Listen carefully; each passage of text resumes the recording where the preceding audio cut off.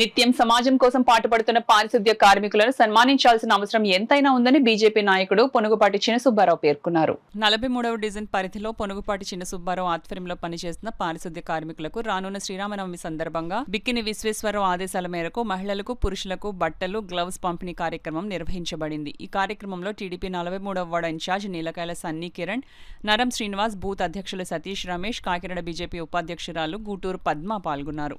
43వ డివిజన్లో సుబ్బారావు గారి ఆధ్వర్యంలో శానిటరీ పని వాళ్ళందరికీ కూడా గ్లౌజులు, బట్టలు, మగవారు బట్టలు, ఆడవారికి చీరలు ఈ శ్రీరామనవమి సందర్భంగా అందరికీ ఇచ్చుచున్నాం. శానిటరీ వర్కర్స్కి కలిసి కంబైన్డ్గా మేము చీరలు, ప్యాంట్లు, షర్ట్లు పంచడం అవుతుంది. దాని హ్యాండ్ గ్లౌస్ను ఎందుకు అంటే ఇవాళ శ్రీరామనవమి, రేపు శ్రీరామనవమి కాబట్టి ఈ సందర్భంగా ఈ ఛాన్స్ దొరికింది. తర్వాత ఇది మార్చి నెల అయింది కాబట్టి మనకి ఎండ్ ఆఫ్ ది ఇయర్ మనకి గవర్నమెంట్ వారి బడ్జెట్ ప్రకారం ఎండ్ ఆఫ్ ది మంత్ ఇది.